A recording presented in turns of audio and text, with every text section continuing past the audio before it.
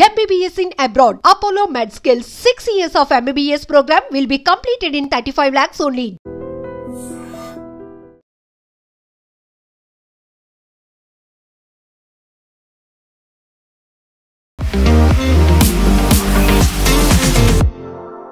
Welcome to I dream.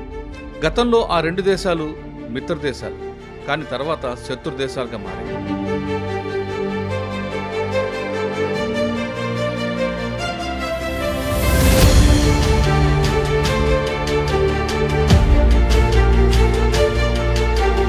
Sonia Gandhi గారు కూడా ఖచ్చితంగా ఆమెను సపోర్ట్ చేయాలంటూ అంటున్నారు. ఎందుకంటే గతంలో మన గాజాబే చేసినప్పుడు కానీ ఇరాన్ మనం సపోర్ట్ చేసింది అంటున్నారు. ఇది ఏ కోణం చూడండి. ముస్లిం ఓట్ బ్యాంక్ కాంగ్రెస్కి చాలా ఇంపార్టెంట్ ఓట్ బ్యాంక్. ఇప్పుడు వాళ్ళు ఇరాన్ సపోర్ట్ చేయమంటారు. ఇదే ఇరాన్ మన మీద ఇస్లామిక్ నేషన్స్ కాన్ఫరెన్స్లో మన మీద రెజల్యూషన్ పాస్ చేశారు. ఇదే ఖమేని 3 నెలల ముందు కశ్మీర్ని విడిపించాలి భారతదేశం నుంచి అని చెప్పారు. So why should be support ఇట్లాంటి నేషన్ మనం ఎందుకు సపోర్ట్ చేయాలి? భారతదేశం సపోర్ట్ చేయడంలో ఏ ప్రసక్తి లేదు. కార్గిల్లో ప్రాబ్లం వచ్చినప్పుడు ఎవరు సహాయం చేశారు? మనం ఇరాన్ చేశారా? చేయలేదు కదా, చేయలేదు. ఇజ్రాయెల్ ఇచ్చారు మనకు బాంబులు. బాలాకోట్ మీద కొట్టిన బాంబు అది ఎవరు ఇచ్చారు? ఇజ్రాయెల్ ఇచ్చారు. సార్, ఈ వార్ నడుస్తుంది మనందరికి తెలిసిందే. ఒకరు మనుగడ కోసం, మరొకరు ప్రజల కోసం అంటున్నారు. దే సర్వైవల్, అంతే. వాళ్ళు సర్వైవ్ చేయాలంటే వాళ్ళు మీరు 6 డే వార్ చూడండి, యామ్ కిపూర్ వార్ చూడండి, సూయజ్ కెనాల్ క్రైసిస్ చూడండి. దీని అన్నింటిలో ఇజ్రాయెల్ మీద దాడి చేశారు. ఎవరు? అందరు కలిసి. జార్డన్, సిరియా, లెబనన్, ఇటువైపు ఈజిప్ట్. సౌదీ అరేబియా ఫండింగ్ ఇచ్చింది వాళ్ళకి. ఇచ్చిన తర్వాత కూడా ఓడిపోయారు వీళ్ళు. ఇరాన్ దాకా వెళ్ళి 1500-2000 కిలోమీటర్ తిరిగి వచ్చి కొట్టి రిటర్న్ వస్తుంది. అది ఒక్క ప్లేన్ కాదు, మొన్న కొట్టిందంటే ఫస్ట్ దాంట్లో 200 ప్లేన్.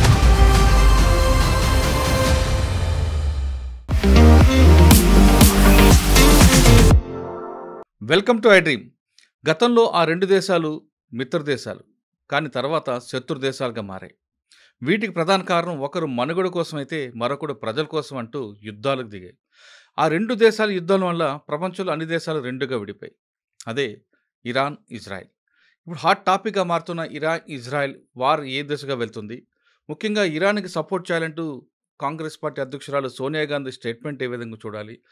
పాకిస్తాన్ అధ్యక్షుడు మునీర్ని తీసుకొచ్చి ట్రంప్ డిన్నర్ ఇవ్వడం, లంచ్ బ్రేక్ పెట్టడం, దాంతోపాటు పాకిస్తాన్ వైపు అతను ఏమైనా బేస్ వాడుకుంటారా అనే విషయాల్ని మనతో మాట్లాడడానికి సీనియర్ జర్నలిస్ట్ సురేష్ కొచ్చేటి గారు ఉన్నారు. ఆయన ఈ రెండు దేశాలే కాదు, ఏ సబ్జెక్ట్ అయినా చాలా డెప్త్గా అనాలిసిస్ చేస్తారు. కాబట్టి సోనియా గాంధీ గారి స్టేట్మెంట్ ఏ విధంగా చూడాలి, పాకిస్తాన్ వైపు ట్రంప్ మొగ్గు చూపడం వెనక ఏ కోణంలో చూడాలి అనే విషయాన్ని సార్ నేను తెలుసుకున్నాను. సార్ నమస్తే అండి. నమస్కారం. సార్, ఈ వార్ నడుస్తుంది. ఈ వార్ ఒకప్పుడు 1979 వరకు ఈ రెండు దేశాలు ఫ్రెండ్లీగా ఉండేవి. తర్వాత మనందరికి తెలిసిందే, ఒకరు మనుగడ కోసం, మరొకరు ప్రజల కోసం అంటున్నారు. ఒక దేశం ఇజ్రాయెల్ తీసుకుంటే వాళ్ళు కష్టపడి పైకి వచ్చారు. అదే దేశాన్ని అప్పట్లో టర్కీ కానీ ఇవన్నీ కూడా సపోర్ట్ చేసుకొచ్చాయి. అలాంటి ఇద్దరి మధ్యన విభేదాలు రావడానికి కారణం కూడా మనం చాలా విషయాలు డిస్కస్ చేసాం. ఇది ఇప్పుడులో ఆగే పరిస్థితి కనిపించట్లేదు. ఒకవైపు ఇరాన్ వైపు కొంతమంది, ఇజ్రాయెల్ వైపు మరికొంతమంది, అంటే వరల్డ్లో ఉన్న దేశాలన్నీ కూడా డివైడ్ అయిపోతున్నాయి. ఇప్పుడు మన దేశంలో కూడా రాజకీయ పార్టీలు కూడా రెండుగా డివైడ్ అయ్యే అవకాశం కనిపిస్తుంది. ఇక్కడ సోనియా గాంధీ గారు కూడా ఖచ్చితంగా ఆమెను సపోర్ట్ చేయాలంటూ అంటున్నారు. ఎందుకంటే గతంలో మన గాజాబే చేసినప్పుడు కానీ ఇరాన్ మనం సపోర్ట్ చేసింది అంటున్నారు. ఇది ఏ కోణం చూడండి? ఇది మన అటు తిరిగి ఇటు తిరిగి మన దేశానికి వచ్చే కనిపిస్తుందా, లేదు అది కేవలం యుద్ధం వరకే మనం చూడాలంటారా? సోనియా గాంధీ స్టేట్మెంట్ పాలిటిక్స్ లెవెల్లో చూడాలండి, ఓట్ల కోసం. ఓకే. ఎందుకంటే దీనికన్నా ముందు ఇప్పుడు జరిగిన నిలంబూర్ అని చెప్పి ఒక ఎలక్షన్ నడిచింది, కేరళలో బై ఎలక్షన్. మొన్ననే ఓటింగ్ జరిగింది. రేపు దాని రిజల్ట్ రాబోతుంది, అంటే మండే రోజు. సో నిలంబూర్ ఎలక్షన్లో కూడా కాంగ్రెస్ వాళ్ళు ఇదే మాట్లాడారు. అక్కడ దీనికన్నా ముందు ఒక చిన్న ఫెస్టివల్ జరిగింది వాళ్ళ మస్జిద్లో. ఆ ఫెస్టివల్లో వీళ్ళు మస్జిద్లో ఏనుగులు తీసుకొచ్చారు. ఎప్పుడు మస్జిద్లో ఏనుగులు తీసుకురారు. అది కేరళలో హిందూ ఫెస్టివల్స్ మీకు కనిపిస్తుంది, ఏనుగులు కనిపిస్తుంది ఎక్కువ. తీసుకొచ్చి దానిపైన ఇస్మాయిల్ హనియా ఫోటో, పెద్ద బ్యానరు, మన లెబనాన్లో చనిపోయిన వాళ్ళ హెజ్బుల్లా లీడరు ఆయన బ్యానరు, అక్కడేమో యావాజ్ సిన్వార్ బ్యానరు, ఇదంతా పెట్టుకుని కూర్చున్నారు ఏనుగు మీద. ఎందుకు ఆలోచించండి. అది కాకుండా కాలికట్ ఎయిర్పోర్ట్ మీద, కరిపూర్ ఎయిర్పోర్ట్ అంటారు దాని మీద ఒక 2 నెలల ముందు ఒక దాడి చేశారు ముస్లిం లీగ్ వాళ్ళు వెళ్ళి. ముస్లింలు అని చెప్పాలి, ఎస్డిపిఏ వాళ్ళు చేశారు ఎక్కువ మంది, కానీ ముస్లిం సపోర్టర్స్ అందరు వెళ్ళి దాడి చేశారు. దాన్ని సిఐఎస్ఎఫ్ వాళ్ళు తిరిగి కొట్టారు. ఈ కేరళ యాంగిల్ నుంచి చూస్తే మీకు ముస్లిం ఓట్ బ్యాంక్, ఎందుకంటే ఇప్పుడు రాబోయే ఎలక్షన్ బీహార్, దాని తర్వాత యూపీ, దాని రెండిట్లో అస్సాం. ముస్లిం ఓట్ బ్యాంక్ కాంగ్రెస్కి చాలా ఇంపార్టెంట్ ఓట్ బ్యాంక్. కానీ నాకు సర్ప్రైజింగ్ ఫ్యాక్టర్ ఎక్కడ వస్తుందంటే ఇరాన్ని సపోర్ట్ చేయడం అంటే షియా సపోర్ట్ చేయడం. మనం అర్థం చేసుకోవాలి. అవును. షియాలు మైనారిటీ ఏ కంట్రీలో అయినా. ఇప్పుడు ఇరాన్ ఒక్కటే షియా నేషన్. మన వైపు కాశ్మీర్లో కార్గిల్ వైపు షియాలు ఉంటారు ఎక్కువ. అవును.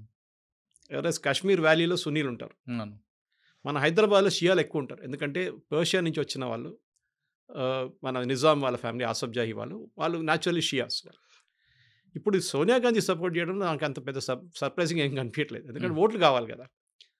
హిందూ ఓట్లు రాకపోతే కూడా ప్రాబ్లం లేదు, కానీ ముస్లిం ఓట్లు మాకు కావాలని చెప్పేసి. కానీ ఇప్పుడు ఎలక్షన్ లేవు కదండి, మీరు చెప్తుంది. బీహార్ వస్తుంది కదా, బీహార్ వస్తుంది కదా, బీహార్ కోసం బీహార్ వస్తుంది. దాని తర్వాత అస్సాం ఉంది, రెడీగా ఉంది అస్సాం. దాని తర్వాత నెక్స్ట్ ఇయర్ యూపీ వస్తుంది. సో వాళ్ళ కన్సిస్టెంట్ పాలసీ, వాళ్ళేం మార్చట్లేదు పాలసీ. ఇప్పుడు వాళ్ళు ఇరాన్ సపోర్ట్ చేయమంటారు. ఇదే ఇరాన్ మన మీద, వాళ్ళ ఓఐసీలో, వాళ్ళ ఇస్లామిక్ నేషన్స్ కాన్ఫరెన్స్లో మన మీద రెజల్యూషన్ పాస్ చేశారు. ఇదే ఖమేనీ 3 నెలల ముందు కశ్మీర్ని విడిపించాలి భారతదేశం నుంచి అని చెప్పారు. అవును, ఆలోచించండి. అవును. So why should be support ఇట్లాంటి నేషన్? మనం ఎందుకు సపోర్ట్ చేయాలి? మన మీద బాగా వ్యతిరేక, సరే ఇంటర్నల్ పాలిటిక్స్ పక్కన పెడుతూ కూడా మనకు ఒక స్ట్రాటజిక్ ఇంట్రెస్ట్ అక్కడ ఉంది. ఒకటి చాబార్ ఫోర్ట్ అని చెప్పి పెద్ద ఒక ఫోర్ట్ ఉంది ఇరాన్లో. దాంట్లో హాఫ్ ద ఫోర్ట్ మనకి ఇచ్చేశారు. ఎందుకంటే మనకి ఆఫ్ఘనిస్తాన్ ఎంటర్ కావడానికి, లేకుంటే తుర్క్మెనిస్తాన్, అజర్బైజాన్, ఆర్మీనియా ఎంటర్ కావడానికి ఈ రూట్ తీసుకోవాల్సి వస్తుంది ఇరాన్ నుంచి. పాకిస్తాన్ మనం వెళ్ళనియరు అక్కడి నుంచి. ఈవెన్ ఆఫ్ఘనిస్తాన్కి ఏమైనా ట్రక్కులు పంపించాలంటే మనం చాబార్ ఫోర్ట్ డెవలప్ చేసుకుంటే చాబార్ పోర్ట్ నుంచి మనం మన ప్రోడక్ట్స్ అంతా మూవ్ చేసుకోవచ్చు రైట్ అప్ టు రష్యా. ఆ పోర్ట్ ఇప్పుడు చాలామంది అడిగారు, నిన్న ఒక ఛానల్ డిబేట్లో అడిగారు, అప్పుడు ఆ పోర్ట్ సంగతి ఏమవుతుందండి. It's very interesting question. ఎందుకంటే ఈ రెజీమ్ పడిపోతే ఇప్పుడు వచ్చే రెజీమ్ ఎట్లా ఉంటుందో తెలియదు. ఎందుకంటే దీనికన్నా ముందు మీరు చెప్పినట్లు ఆ టైంలో 70s షా ఆఫ్ ఇరాన్ ఉండే, అవును, పేర్వి ఫ్యామిలీ. వాళ్ళు ఉన్నప్పుడు ఇరాన్ అనేది ఒక మోడర్న్ నేషన్ ఉండే. మొత్తం మీరు బెరూట్ కానివ్వండి, ఇరాన్ కానివ్వండి, ఇట్లాంటి సిరియా చూస్తే మీకు డౌట్ వస్తుంది, అది అమెరికానా, యూరోప్నా, లేకుంటే ఒక ఇస్లామిక్ నేషన్. దాని తర్వాత థియోక్రసీ మొదలైంది. మనందరికీ తెలుసు షా ఆఫ్ ఇరాన్ పడిపోయింది. దాని తర్వాత ఖొమేనీ వచ్చారు, దాని తప్పుడు ఖమ్నేనీ ఉన్నారు. ఒక చాలా ఇంట్రెస్టింగ్ కనెక్షన్ ఉంది. ఖమ్నేనీ వాళ్ళ grand father was an Indian, Barabanki నుంచి. ఓకే, ఇది చాలా మందికి తెలియదు.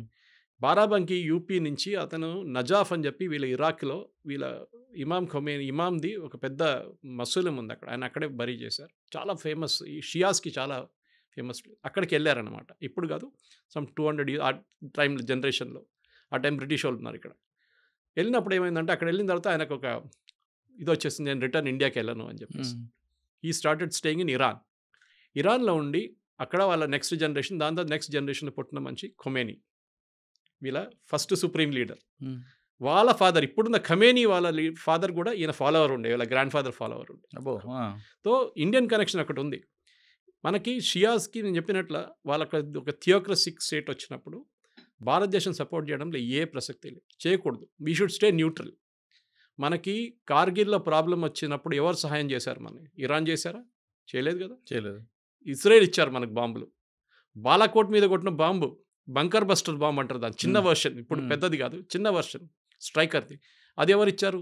ఇజ్రాయెల్ ఇచ్చారు మనకి. అంటే మన దగ్గర ఉన్న ఆర్మ్స్ కూడా ఎక్కువ కూడా ఇజ్రాయెల్ నుంచి వస్తున్నాయి కదా. హైదరాబాద్లో 2 కంపెనీలు ఉన్నాయి సార్. అవును. ఇప్పుడు యూజ్ చేసిన మన పాకిస్తాన్ మీద యూజ్ చేసిన 2 డ్రోన్లు, ఒక మిసైల్ హైదరాబాద్లో తయారైంది. దాంట్లో ఒక మిసైల్ వెళ్ళి పడిన తర్వాత, ఒక డ్రోన్ పడిన తర్వాత దాని మీద హైదరాబాద్ అడ్రస్ ఉంది దాని మీద. సో ఇజ్రాయెల్తో మనకు ఒక స్ట్రాటజిక్ ఇంటెంట్ ఉంది. మనకు ఇప్పుడు ఇజ్రాయెల్ హిస్టరీ చెప్పుకొని పోతే చాలా పెద్ద హిస్టరీ అది, రైట్ ఫ్రమ్ సోలమన్ టైం నుంచి ఇప్పుడు దాకా. కానీ ఇజ్రాయెల్తో మనకి ఒక ఫిజికల్ కనెక్షన్ చాలా ఉన్నాయి. So Israel as a nation 1948లో ఫామ్ అయింది. మనకు ఫ్రీడమ్ వచ్చిన తర్వాత 1 year తర్వాత వాళ్ళు ఫామ్ చేసుకున్నారు.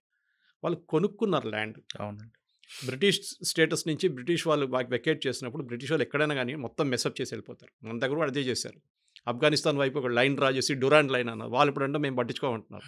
ఇటువైపు ఏమో మెక్మోహన్ లైన్ చెప్పి చైనా వైపు అరుణాచల్ ప్రదేశ్ చైనీస్ పట్టించుకోవట్లేదు. మన వైపు కూడా అంతే చేసేయాలి. పాకిస్తాన్ ఇండియాకి లైన్ డ్రా చేశారు. ఇదే ప్రాబ్లం అక్కడ కూడా క్రియేట్ అయింది, ఇక్కడ ఇజ్రాయెల్లో కూడా. ఇజ్రాయెల్ యాజ్ అ నేషన్ వాళ్ళు డబ్బులు పెట్టి కొనుక్కున్నారు ల్యాండ్. ఇది మనం ఇప్పుడు రియల్ ఎస్టేట్ కొంటాం చూడండి, అట్లా కొన్నారు వాళ్ళు. ఆ టైంలో అరబ్స్కి ఇంట్రెస్ట్ లేదు, అంటే అక్కడ ఏం పంటలు ఎవరు, మొత్తం డెజర్ట్ అది. కానీ దాన్ని ఎట్లా మార్చారు మనం అందరూ చూసాం.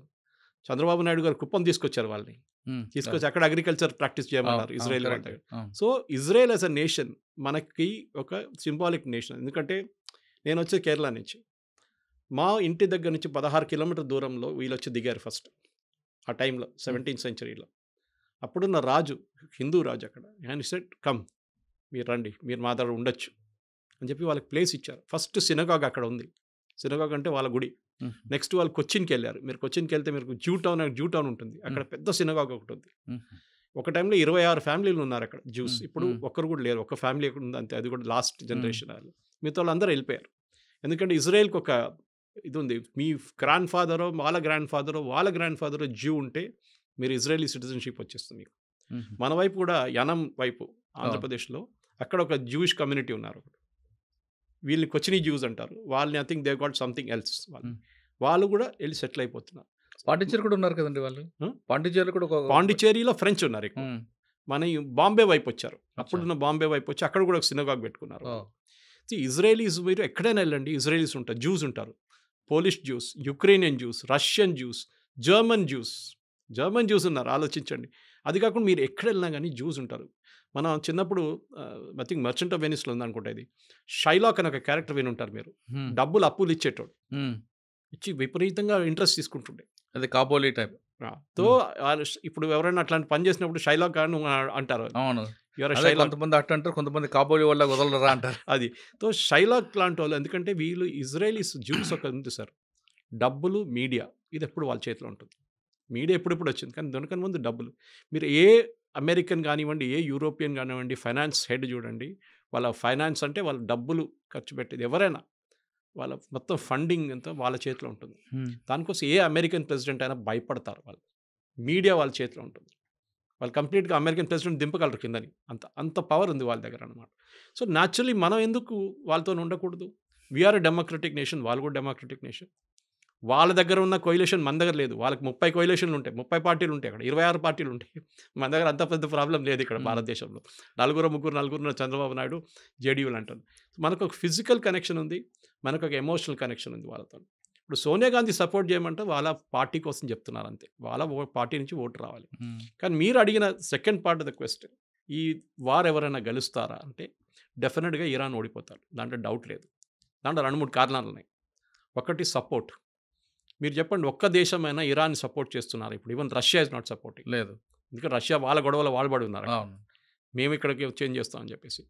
ఈవెన్ టర్కీ చేయరు, ఎందుకంటే ఇక్కడ షియా సున్నీ వచ్చేస్తుంది మళ్ళీ ప్రాబ్లం. వాళ్ళు రారు, ఎవరు రారు. ఇప్పుడు ప్రాబ్లం ఎక్కడ రాబోతుందంటే వీళ్ళ మిసైల్ స్ట్రెంగ్త్. ఇప్పుడు చూడండి, ఫస్ట్ డే స్టార్టింగ్లో 200 మిసైల్ కొట్టారు, డ్రోన్లు కొట్టారు. దాని 100 అయింది, మళ్ళీ 50 అయింది, మళ్ళీ 20 అయింది, మొన్న కొట్టిందేమో 8. అంటే వాళ్ళ మిసైల్ స్ట్రెంగ్త్ తగ్గి వస్తుంది, వాళ్ళ ఇన్వెంటరీ తగ్గుతుంది. ఎందుకంటే వీళ్ళు క్రియేట్ చేసిన 3H వీళ్ళ శాటిలైట్స్, వీళ్ళ ప్రాక్సీస్ అంటారు చూడండి, హెజ్బుల్లా, హూతీస్ అండ్ హమాస్. వీళ్ళు ముగ్గురిని వీళ్ళు వెపన్స్ ఇచ్చి, డబ్బులు ఇచ్చి లాస్ట్ 40 సంవత్సరాల నుంచి వీళ్ళు ఒక కంప్లీట్ ఎంటిటీగా క్రియేట్ చేసుకున్నారు వీళ్ళు. ఇప్పుడు ఏమైందంటే వీళ్ళు మొత్తం పోయారు. ఇప్పుడు వీళ్ళు హెజ్బుల్లాని ఫినిష్ చేసేస్తారు, నస్రుల్లాని ఫినిష్ చేసిన తర్వాత హమాస్ని ఫినిష్ చేసేస్తారు. హూతీలను యూఎస్ వాళ్ళు చూసుకుంటున్నారు. చూడండి, హూతీ వైపు నుంచి ఒక్క మిసైల్ కూడా రాలేదు లాస్ట్ 1 వీక్లో. హెజ్బుల్లా అయితే మర్చిపోయారు ఫైరింగ్ అంటే ఏంటనేది. సో టెక్నాలజీ లాంటి ఫీల్డ్లో Israel is a leader sir. అది మీరు హెల్త్ కేర్ టెక్నాలజీ ఉండొచ్చు, డిఫెన్స్ టెక్నాలజీ ఉండొచ్చు, ఏ టెక్నాలజీ. చిన్న దేశం, పాపులేషన్ మన ఢిల్లీ పాపులేషన్ లాగా దానికన్నా తక్కువ. సో అట్లాంటి ఒక దేశంతో మనకి న్యాచురల్ అఫినిటీ ఉంటుంది. ఇరాన్లో ఇవాళ ఉన్న లీడర్లు రేపు ఉండరు, కానీ ఇజ్రాయెల్లో ఉన్న లీడర్లు అక్కడే ఉంటారు. అది ఇవాళ నెటన్యాహు వెళ్ళి ఇంకెవరైనా రావచ్చు. గోల్డా మీర్ టైం నుంచి స్టార్ట్ అయింది అది. ఇట్సాక్ రబీన్ కానివ్వండి, బెంజమిన్ మెకెన్ కానీ, వీళ్ళందరూ ఉన్నారు. ఇజ్రాయెల్కి definite they want and independent. వాళ్ళ as a nation we have a right to exist. ఎందుకంటే వీళ్ళ ప్రిన్సిపల్ ప్రాబ్లం ఎక్కడ వస్తుందంటే, ఇరాన్ లాంటి దేశంలో ఇవాళ కూడా యుఎన్ డిబేట్ చూశాను నేను రాత్రి, చాలా బాగా రిప్లై ఇచ్చాడు ద ఇజ్రాయలీ డెలిగేట్. మీరు అంటున్నారు ఇరాన్ని, మిమ్మల్ని ఇజ్రాయెల్ వాళ్ళు కొడుతున్నారని మీరు కంప్లైంట్ చేస్తున్నారు యుఎన్లో వచ్చి. మీరేమంటున్నారు? మీరు అంటున్నారు Israel has no right to exist, ఒక దేశం ఉండకూడదంట. అవును, మీరెవరండి చెప్పడానికి? అది అదే వాళ్ళ మనుగడ కోసం ఇప్పుడు చేస్తున్నారు కదండి. అదే, సో దే సర్వైవల్ అంతే. వాళ్ళు సర్వైవ్ చేయాలంటే వాళ్ళు దాని మనలాగానే ఇటువైపు చైనా, ఇటువైపు పాకిస్తాన్, ఇప్పుడు బంగ్లాదేశ్ తయారైంది. వాళ్ళకు కూడా అంతే. మీరు 6 డే వార్ చూడండి, యామ్ కిపూర్ వార్ చూడండి, సూయజ్ కెనాల్ క్రైసిస్ చూడండి. దీని అన్నిట్లో ఇజ్రాయెల్ మీద దాడి చేశారు. ఎవరు? అందరు కలిసి, జార్డన్, సిరియా, లెబనన్, ఇటువైపు ఈజిప్ట్. తర్వాత ఈజిప్ట్ నుంచి అన్వర్ సదాత్ని చంపేసిన తర్వాత అక్కడ వీక్ అయిపోయారు, హొస్ని ముబారక్ వచ్చారు. ఇటువైపు towards Syria it was control by family, the Assad family. అటువైపు అమ్మ జార్డన్, అది కూడా ఒక మొనార్కీ నడుస్తుంది అక్కడ. సో ఇప్పుడు ఏమైపోయిందంటే వీళ్ళు ముగ్గురు ఎవరికి కొట్లాడలేదు ఇజ్రాయెల్, వీళ్ళకి తెలిసిపోయింది కొడితే వాడు రిటర్న్ డబుల్ కొడతాడని, డబుల్గా ట్రిపుల్ కొడతాడని వీళ్ళకి చాలా అర్థమైపోయింది. వీళ్ళందరూ కలిసి దాడి చేశారు కదా 6 Day వార్లో. ఈ సౌదీ అరేబియా ఫండింగ్ ఇచ్చింది వాళ్ళకు, ఇచ్చిన తర్వాత కూడా ఓడిపోయారు వీళ్ళు. అప్పుడు బేసిక్ ఉండే ఇజ్రాయెల్ దగ్గర ఫైటర్ ఎయిర్క్రాఫ్ట్ కూడా లేకుండే అప్పుడు, ఏదో అమెరికా ఇచ్చిన కొన్ని ప్లేన్లు ఉండే అంతే. ఇప్పుడు చూడండి ఈ ఇరాన్ దాకా వెళ్ళి 1500-2000 కిలోమీటర్ తిరిగి వచ్చి కొట్టి రిటర్న్ వస్తున్నారు. అది ఒక్క ప్లేన్ కాదు, మొన్న కొట్టిందంటే ఫస్ట్ దాంట్లో 200 ప్లేన్లు. And they didn't lose a single one. ఇప్పుడే మొత్తం డిఫెన్స్, వాళ్ళ ఎయిర్ డిఫెన్స్ కొట్టుపడేశారు. They having total dominance of the skies. అదే ఈవెన్ ట్రంప్ కూడా చెప్పారు చూడండి. సార్ ట్రంప్ పాకిస్తాన్ వైపు వెళ్ళడం, ఆయనకి లంచ్ పెట్టడం, ఆ పాకిస్తాన్ ఎయిర్ బేస్ వాడుకోవడం వెనక ఉద్దేశం ఇరాన్కి సపోర్ట్ చేయమని ఇండైరెక్ట్గా. పాకిస్తాన్ ప్రధానమంత్రి ఎవరండి? మునీర్, షాబాజ్ షరీఫ్. ఆయన ఎందుకు విలువలేదండి? అదే మునీర్ అంటే ఆర్మీ ఆఫీసర్, గతంలో ఐఏఎస్ఐ బ్యాక్గ్రౌండ్. హెడ్ ఆఫ్ స్టేట్ని పిలవాలి కదా ఇప్పుడు. అవును, డిన్నర్ మీరు ఎవరిని పిలుస్తారు? స్టేట్ ప్రెసిడెంట్ నరేంద్ర మోదీని పిలుస్తారా, లేకుంటే మన ఆర్మీ చీఫ్ని పిలుస్తారా? ఆర్మీ మోడీని పిలుస్తాం. అంటే ఆయన మోడీని పిలిచారు కూడా, పిలిచారు. ఇక్కడ మునీర్ అనే వ్యక్తి ఐఎస్ఐ బ్యాక్గ్రౌండ్ అన్నీ ఉన్నాయి కాబట్టి ఐఎస్ఐ వాళ్ళు పాకిస్తాన్లో అల్లా అండ్ ఆర్మీ రూల్స్ అంతే, వీళ్ళిద్దరే నడిపిస్తారు పాకిస్తాన్. అందరికి తెలుసు. ఆ రోజు కూడా క్రైసిస్ జరిగినప్పుడు మీకు గుర్తుంటుంది, జేడీ వాన్స్ మాట్లాడింది అసీం మునీర్తో. He didn't speak to Shahbaz Sharif. తర్వాత మాట్లాడంటున్నారు, అది కొంచెం ఫేస్ సేవింగ్ ఎక్సర్సైజ్. కానీ ఇండియాతో మాట్లాడినప్పుడు ఈ spoke to prime minister Modi. Correct. ఎందుకంటే పవర్ ఎవరి దగ్గర చూస్తున్నారు. పాకిస్తాన్ భయం, పవర్ ఉంది. వీళ్ళకి భయం ఏంటంటే, సార్ మీరు చెప్పింది ఒక బేస్ ఇస్ వన్ ఆబ్జెక్టివ్. అది వాళ్ళు ఎప్పుడైనా, వాళ్ళ పక్కన ఖతార్లో బేస్ ఉంది, ఇంత పెద్ద బేస్ ఉంది వాళ్ళ దగ్గర. ఒక సంవత్సరానికి దాని మెయింటెనెన్స్ కాస్ట్ $6 బిలియన్. ఎవరు పే చేస్తున్నారు? ఖతార్ గవర్నమెంట్ పే చేస్తున్నారు. ఆలోచించండి. యూఎస్ బేస్ని మెయింటైన్ చేసుకోండి ఖతార్. ఎందుకంటే వీళ్ళకి తెలుసు యూఎస్ ఉన్నదాకా మా మీద చేయబెట్టడు. Qatar is the foundation of terrorism, అందరికి తెలుసు. అది ముస్లిం బ్రదర్హుడ్ కానివ్వండి, అల్ఖాయిదా కానివ్వండి, ఐసిస్, అందరూ ఈవెన్ హమాస్ లీడర్స్ కూడా అక్కడే కూర్చుంటారు. కానీ వాళ్ళు ముట్టరు, యూఎస్ కూడా ముట్టరు. కానీ మన దగ్గరకు వచ్చినప్పుడు, ఈ ప్రాబ్లం వచ్చినప్పుడు పాకిస్తాన్ అసీం మునీర్ ఎందుకు పిలిపించారంటే, మెయిన్లీ వాళ్ళ దగ్గర న్యూక్లియర్ మిసైల్స్ ఉన్నాయి. ఏ న్యూక్లియర్ మిసైల్ అసెంబుల్ చేసి పెట్టరు. న్యూక్లియర్ వార్ హెడ్ సపరేట్గా ఉంటుంది, మిసైల్ సపరేట్గా ఉంటుంది. This is the delivery system. ఇది ఇక్కడి నుంచి అక్కడ కొట్టాలంటే ఇది. దాని మీద 50 కిలోలు పెట్టాలన్నా, 100 కిలోలు పెట్టాలన్నా, న్యూక్లియర్ వెపన్ పెట్టాలన్నా డిసైడ్ చేసేది లాస్ట్ మినిట్లో. మన కైరానా హిల్స్లో మనం కొట్టినప్పుడు we didn't hit the missiles. మనం ఏం చేసామంటే వాళ్ళ కేవ్ బయట కొట్టాము. వీళ్ళందరూ అండర్ గ్రౌండ్లో పెడతారు, పెద్ద కొండ కింద పెట్టుకుంటారు. ఈవెన్ ఇరాన్లో ఫైడ్రో చూడండి, నటాన్స్ చూడండి, వీళ్ళన్ని న్యూక్లియర్ ప్లాంట్స్ అన్ని. నటాన్స్లో ఒక ప్లాంట్ పైన ఉంది, మిగతా కింద ఉంది. వెరాజ్ ఇన్ ఫడ్రో the entire thing is below the 250 metre concrete barrier ఉందండి. దానికోసం బంకర్ బస్టర్ అంటున్నాం. సో అసీం మునీర్ ఎందుకు తీసుకొచ్చారంటే, బేసిక్లీ వీళ్ళ దగ్గర ఉన్న మిసైల్స్ ఎక్కడ వెళ్ళకూడదు. ఇరాన్ పోతే అల్ఖైదా వాళ్ళు, లేకుంటే ఎవరైనా తాలిబాన్ వాళ్ళు వచ్చి కొట్టి తీసుకెళ్తే న్యూక్లియర్ మిసైల్ తీసుకెళ్ళి పాకిస్తాన్ దగ్గర ఒక్కటే ఉంది ఇప్పుడు ఇస్లామిక్ నేషన్లో. ఎవరు తీసుకెళ్తారో తెలియదు. రేపు అసీం మునీర్ లేడు, ఇంకా వాళ్ళ గవర్నమెంట్ పడిపోయిందో ఏమని అంటే ఆర్మీ చూసుకుంటారు, గవర్నమెంట్ ఏం చేయలేరు అక్కడ. గవర్నమెంట్ మన దగ్గర న్యూక్లియర్ బటన్ మోదీ దగ్గర ఉంది, అక్కడ న్యూక్లియర్ బటన్ ఆర్మీ చీఫ్ దగ్గర, మునీర్ దగ్గర ఉంది. అది చాలా క్లియర్ అన్నమాట. సో దానికోసం పిలిచి ఏమన్నారంటే, ఆ మిసైల్స్ అంతా మేము చూసుకుంటాం. దీనికన్నా ముందు కూడా భారతదేశం అటాక్ చేసిన గుర్తుంటుంది మీకు. అందరూ అన్నారు అమెరికా చూసుకుంటున్నారు పాకిస్తాన్, దానికోసం ఆపారు బాంబింగ్ అని. కరెక్ట్. ఆ వెపన్స్ వాళ్ళ చేతిలో పడకూడదు. అల్ఖైదా కానివ్వండి, ఐసిస్ కానివ్వండి, తాలిబాన్ కానివ్వండి, లేకుంటే ఇరాన్ నుంచి వచ్చే నెక్స్ట్ రెజీమ్ కూడా. ఎందుకంటే పాకిస్తాన్ ఈ టెక్నాలజీ మొత్తం దొంగతనం తీసుకొచ్చారు జర్మనీ నుంచి, ఇంకోటి నార్త్ కొరియా దగ్గర నుంచి తీసుకొచ్చారు. సో తాళం వేసి ఆ చావి తీసుకెళ్ళి పెంటగన్లో పెట్టుకుంటారు. దీన్ని పిలిచారు అంతే, ఇంకేం లేదు. ఇంకా మాట్లాడడానికి ఏం లేదు. We'll do deals with Pakistan అంట. పాకిస్తాన్ ఏం అమ్ముతారండి? వాళ్ళ మేజర్ ఎక్స్పోర్ట్ టెర్రరిజం. అదొకటే వాళ్ళు అమ్మలేరు, అమ్మగలరు. కానీ కొన్ని వేల కోట్ల రూపాయలు ఫండింగ్ చేస్తూ ఉంటున్నారు కదండి. ఎందుకు చేస్తున్నారు ఆలోచించండి. ఆ గవర్నమెంట్ పడిపోతుంది. పడిపోతే వాళ్ళ న్యూక్లియర్ అసెట్స్ ఎవరి దగ్గర ఉంటుంది? గవర్నమెంట్. ఐసిస్, అల్ఖైదా వీళ్ళు ఎవరైనా వస్తారు రేపు. తాలిబాన్ అక్కడ తయారైనట్ల ఆఫ్ఘనిస్తాన్, ఇక్కడ ఇంకో థియోక్రసిక్ గవర్నమెంట్ వచ్చేస్తుంది. అమెరికాకి అదే భయం. దానికోసం ఇప్పుడు కాదు, ముందు నుంచే సోవియట్ యూనియన్ ఉన్నప్పటి నుంచి సపోర్ట్ చేస్తుంది దానికే వాళ్ళు. ఎందుకంటే ఎట్లయినా వీళ్ళ దగ్గర ఉన్న ఈ అసెట్స్ ఎక్కడ ఈ ఇస్లామిక్ టెర్రరిస్ట్ దగ్గర వెళ్ళకూడదు. మిసైల్ అయితే నాకు ప్రాబ్లం లేదు, కానీ న్యూక్లియర్ తీసుకొచ్చి ఒక న్యూయార్క్లో పడేస్తే నెక్స్ట్ 5,000-10,000 సంవత్సరాలు న్యూయార్క్లో ఎవరు ఉండలేరు. సో అమెరికా చాలా భయం ఉంది దాని మీద అనమాట. వీళ్ళు స్టేబుల్ నేషన్ కాదు సార్, మనలా కాదు. మన దగ్గర స్టేబుల్ నేషన్ మనం. ఒక డెమోక్రటిక్ పార్టీ ఉంది, మన ఎలక్షన్ నడుస్తుంది, ఆర్మీ ఉన్నారు, ఎయిర్ ఫోర్స్, అంతా ప్రొఫెషనల్ సిస్టమ్. వాళ్ళ దగ్గర ప్రొఫెషనల్ కాదు. ఈ ఆర్మీ చీఫ్లు కానీ ఎయిర్ ఫోర్స్ చీఫ్ పాకిస్తాన్లో ఫస్ట్ రాగానే లండన్లో ఒక పెద్ద ఇల్లు తీసుకుంటాడు. వాళ్ళకి అమెరికా ఫండింగ్ ఎవరైనా ఇస్తారు దానికి. వాళ్ళ పిల్లల్ని ఆక్స్ఫర్డ్, కేంబ్రిడ్జ్ పంపిస్తారు, లేకుంటే MIT పంపిస్తారు. మీరు చూడండి, every Pakistani general from Yahya Khan to Pervez Musharraf to general Zia-ul Haq అందరు ఇదే చేశారు. మన దగ్గర ఉన్న కశ్మీరీ పొలిటీషియన్స్ కూడా ఇదే చేస్తారు. ఒమర్ అబ్దుల్లా, ఫరూక్ అబ్దుల్లాకి లండన్లో ఇల్లు ఉన్నాయి, పెద్ద ఇల్లు ఉన్నాయి. వాళ్ళ పిల్లలంతా బయట చదువుకున్నారు. సో వాళ్ళకి టెండెన్సీ ఉంది అది. దాన్ని కంట్రోల్ చేయడం మొత్తం US చేతిలో ఉందన్నమాట. ఇప్పుడు కాదు, ముందు నుంచి. That is exactly what Trump did. కొత్తది ఏం లేదు దాంట్లో. మోదీ గారిని పిలిచారు కదా డిన్నర్కి. ఈయన లంచ్ పిలిచినంత మోదీ గారు డిన్నర్కి పిలిచి నేను రాలేపో అని చెప్పేసి వచ్చేసి ఆయన పూరి వచ్చారు. Ego problem. అరే నువ్వు వాన్ పిలుస్తున్నావు, నా మమ్మల్ని ఈక్వల్ చేస్తున్నావా? Is only an army chief. వాడు కావాలని చెప్పి వాడే మెడల్ వేసుకున్నాడు ఫీల్డ్ మార్షల్ అని చెప్పి. సార్ ఫైనల్గా చెప్పండి, సోనియా గాంధీ గారి స్టేట్మెంట్ మాత్రం కేవలం ఎలక్షన్ చూడాలి. అంతే ఇంకేం లేదు. ఇప్పుడు కాదు కదా, అంటే అటు తిరిగి ఇటు తిరిగి మన దేశంలో రెండు పార్టీలు విభేదాలు రావా? కొత్తదేం కాదు కదా సార్. ఇప్పుడు సోనియా గాంధీ స్టేట్మెంట్ మీద కూడా మోడీ గారు ఇంకా వేరే వాళ్ళు కామెంట్ చేస్తారు.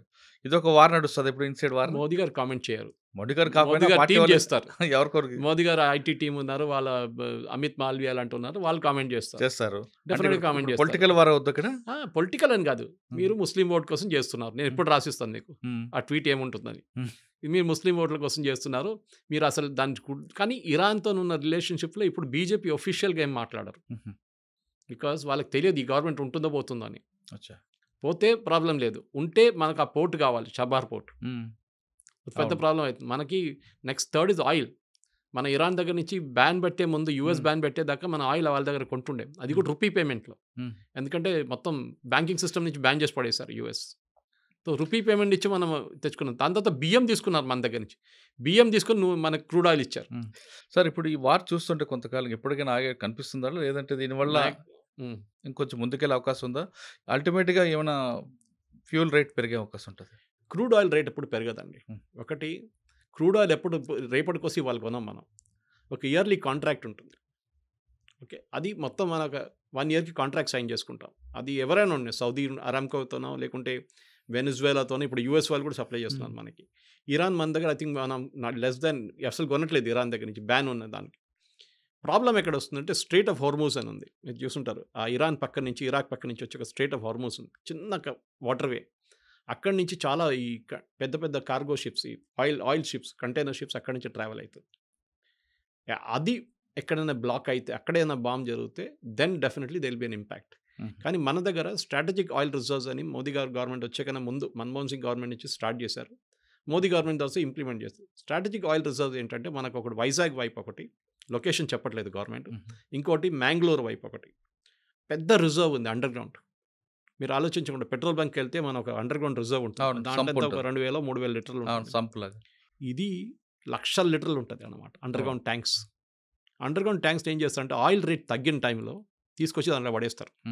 ఆయిల్ రేట్ ఎంత పెరిగినా కానీ ఒక 3 నెలలు నడిచిపోతుంది మనకు. దానికి ఆ రిజర్వ్ మళ్ళీ రీఫైన్ చేసుకొని మనం యూజ్ చేసుకోవచ్చు. సో మన దగ్గర స్ట్రాటజిక్ రిజర్వ్స్ ఉంది. ఈవెన్ US మెయింటైన్ చేస్తారు. రేట్ ఎక్కువైనప్పుడు వాళ్ళు ఆయిల్ రిలీజ్ చేస్తారు మార్కెట్లో, ఉల్లిపాయలాగా అనమాట. ఉల్లిపాయలు కోల్డ్ స్టోరేజ్ ఎందుకు పెట్టుకుంటారు? ఉల్లిపాయల రేటు 100 రూపాయలు వెళ్ళగానే వాడు మొత్తం తీసి బయటపడేస్తే అది రేట్ క్రాష్ అయ్యి 50 రూపాయలకి వచ్చేస్తుంది. సేమ్ పాలసీ ఇక్కడ కూడా. ఇప్పుడు కూడా అండమాన్ దగ్గర కూడా ఇంకొక రిఫైనరీ దొరికి ఐడెంటిఫై చేసినట్టున్నారు కదండి. అది ప్రాస్పెక్ట్ చేస్తున్నారు. అది ఇంకా రిఫైనింగ్ స్టేజ్కి, డ్రిల్లింగ్ స్టేజ్కి రాలేదు. ఇంకా ప్రాస్పెక్టింగ్ అంటారు దాన్ని. ఈ ఆయిల్ వెల్స్ ఎట్లా ఉంటుంది సార్ అంటే, ఒక 100 వెల్ డ్రిల్ చేస్తే దాంట్లో 3-4 పనికి వస్తాయి. మిగతా దాంట్లో లేదని కాదు, ఉంటుంది. కానీ అది కృష్ణా గోదావరి బేసిన్లో చూసాం మనం, బాంబే హైలో చూసాం. డ్రిల్ చేస్తే అన్ని సక్సెస్ఫుల్ అని కావాలని లేదు. ఇది మన బోర్వెల్ లాగా ఉంటుంది అనమాట. మీరు బోర్వెల్ ముందు 600 తవ్వుతారు, నీళ్ళు వస్తాయి. దాని తర్వాత డ్రై అయిపోతాయి. అప్పుడు ఏం చేస్తాం, మళ్ళీ 1000 తవ్వుతారు, అప్పుడు మళ్ళీ కొంచెం నీళ్ళు వస్తాయి. మళ్ళీ మీరు నీళ్ళంతా గుంజుకుంటాం, మళ్ళీ అది డ్రై అయిపోతుంది. ఆయిల్ కూడా అంతే. సో ఒక సోర్స్ నుంచి కంటిన్యూస్గా ఆయిల్ రావాలంటే that well should be really good. దానికి హైడ్రోకార్బన్ అనాలిసిస్ ఉంటుంది, సర్వే ఉంటుంది, చాలా సైంటిఫిక్ మెథడ్స్ ఉంటుంది. దాని తర్వాత అది కమర్షియలీ వయబుల్ అంటే బయటికి తీసి అమ్మడానికి మనం ఖర్చు పెట్టే కాస్ట్ ఈ 2 ఉంటుంది అనమాట. సో వేదాంత లాంటి కంపెనీస్లు, లేకుంటే అదానీ లాంటి కంపెనీస్, అంబానీ లాంటి కంపెనీస్ ఏం చేస్తారంటే వీళ్ళు ఒక 50 వెల్ తీసుకుంటారు గవర్నమెంట్ ఆఫ్ ఇండియా నుంచి. మేము ప్రాస్పెక్ట్ చేసి మేమే డ్రిల్ చేస్తాం. ఫెయిల్ అయితే ఫెయిల్ అయింది, కానీ ఏదో సర్వే చూపిస్తుంది అక్కడ ఆయిల్ ఉంది, హైడ్రోకార్బన్స్ ఉంది అని చెప్పేసి అది చేస్తున్నారు. సో బహుశా ఉండొచ్చు, కానీ అది ఎంత క్వాంటిటీ ఉందో ఎంత ఉంటుందో హర్దీప్ సింగ్ పూరి గారు మన స్టేట్మెంట్ కూడా ఇచ్చారు. చెప్తున్నారు 2 బిలియన్ అది ఎంతో బిలియన్ క్యూబిక్ ఫీట్ ఉందంటున్నారు. చూడాలి, ఫైనలీ అది ఇంగ్లీష్ చెప్తారు, proof of pudding is eating అని. తినేటప్పుడు తెలుస్తుంది అది ఉందా లేదా అని చెప్పేసి, టేస్ట్ ఉందా లేదా అనేది. చూద్దాం, ఇంకొక 2 years 3 years వెయిట్ చేయాల్సి వస్తుంది. దాని తర్వాత దాని కమర్షియల్ వయబిలిటీ తెలిసిపోతుంది. ఓకే సార్, ఫైనల్గా చెప్పండి, ఈ వార్కి ఫుల్ స్టాప్ ఇప్పుడు అంటారు? పడుతుందా పడదా లేదా? ఇరాన్ ఇరాక్ వార్ నడిచేది గతంలో, ఆ టైప్ లో ఇది ఉంటుందా? ఇరాన్ ఇరాక్ అని యుక్రెయిన్ తీసుకోండి, యుక్రెయిన్ సంవత్సరాల నుంచి కొట్టుకుంటున్నారు. ఆ విధంగా ఉంటుందా? సీరియల్ లాగా అవుతుందా లేదా ఫుల్ స్టాప్ ఉంటుందా? ఉంటుంది, 1 నెల లోపల అయిపోతుందండి. ఎందుకంటే నేను చెప్పాను మీకు గుర్తున్న స్టార్టింగ్లో, ఇరాన్కి హోల్డింగ్ కెపాసిటీ లేదు ఎక్కువ. వాళ్ళకు ఉన్నది ఒకటే ఆయిల్ రిజర్వ్ ఒకటే, మిసైల్ రిజర్వ్ కూడా వాళ్ళు తగ్గిపోతుంది వాళ్ళది. ఓకే, హూతీలు సపోర్ట్ చేయట్లేదు, హెజ్బుల్లా సపోర్ట్ చేయట్లేదు, హమాస్ సపోర్ట్ చేయట్లేదు. వాళ్ళు ఇప్పుడు ఏం చేయాలి, వాళ్ళు కంప్లీట్లీ ఐసోలేట్ అయిపోయారు. యూఎస్ ఏమో ప్రెషర్ పెట్టినా, దానికోసం చూడండి ట్రంప్ ఏం చెప్పారు, నేను 2 వారాలు టైం ఇస్తాను అని చెప్పారు. 2 రోజులు కాదు, 2 వారాలు. So think over it. ఈ 2 వారాల్లో వాళ్ళ దగ్గర మొత్తం అన్ని మిసైల్స్ అయిపోతుంది క్వాంటిటీ. లాంచింగ్ సైట్స్ని ఇజ్రాయెల్ కొడుతున్నారు. వాడు బయటికి తీసుకొచ్చి లాంచింగ్ సైట్ పెట్టగానే మన దివాళీ పటాకాకి బాటిల్ పెడతాం చూడండి, పెట్టంగానే దాంట్లో రాకెట్ పెట్టే ముందు ఆ బాటిల్ కొట్టేస్తున్నారు. అది వీళ్ళు చేస్తున్నారు అనమాట. So definitely by in another 10-15 డేస్లో ఇరాన్ కంప్లీట్గా సరెండర్ అయిపోతారు, లేకుంటే దే విల్ స్టాప్ ఫైరింగ్. అంతే సార్, ఆ విధంగా తీసుకొస్తారా? లేదు ఒక డిప్లొమాటిక్గా మేమే వెనక్కి తగ్గుతున్నాం అని అంటారు? అదంతా పాకిస్తాన్ ఏం చెప్పారండి, వాళ్ళే ఫస్ట్ ఫోన్ కాల్ చేసేసి మేము సీజ్ఫైర్ కావాలన్నారు. అవును, దాని తర్వాత మాట్లాడలేదు. ఇప్పుడు ఎవరు చెప్పారు? అదే ఎంఓలోకి వస్తారు వీళ్ళు కూడా. They have to face saving exercise అంటారు ఇంగ్లీష్లో. మేము ఓడిపోలేదు, మేము కొంచెం భయపడతారు ఇజ్రాయెల్ వాళ్ళు మమ్మల్ని, దానికోసం మేము కొంచెం వెనక్కి దిగామంటారు. ఇజ్రాయెల్ ఇరాన్ వార్ మరికొద్ది రోజులు కొనసాగే అవకాశం ఉందంటున్నారు సురేష్ గారు. ఆయన చెప్తున్నట్లుగా ఒకవేళ వార్ కొనసాగితే ఇరాన్ ఓడిపోవడం ఖాయం, కానీ అంతవరకు రాకుండానే మరో 2 వారాల్లో కానీ లేదా 3 వారాల్లో దీనికి పులి స్టాప్ పడుతుందని చెప్తున్నారు. మరోవైపు సోనియా గాంధీ స్టేట్మెంట్ కూడా కేవలం ముస్లిం ఓట్లను ఆకట్టుకోవడానికి తప్ప వ్యక్తిగతంగా కాదు, వేరే బెనిఫిట్ కూడా ఉండదంటూ సురేష్ గారు చెప్తున్నారు. ఇది ఇరాన్ ఇజ్రాయెల్ వార్పై సురేష్ గారి విశ్లేషణ. మరో ఇష్యూలో మళ్ళీ కలుద్దాం. అంతవరకు నమస్తే. Thank you sir. Thank you very much. I dreams, this police diaries is something very, very valuable towards that. I must really appreciate Murali, your insights. I dreams founder and CEO Chinna Vasudev Reddy gartoni Muralidhar crime stories చాలా famous అయిపోయినావు.